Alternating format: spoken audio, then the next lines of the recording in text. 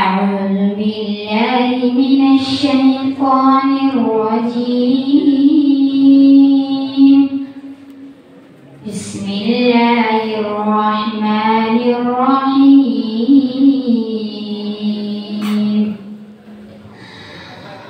ولقد آتينا داود منا فضلا يا جبال أوبي معه والطير وأعلنا له الحديد أن اعمل سابغات وقدر في السرد واعملوا صالحا إني بما تعملون بصير.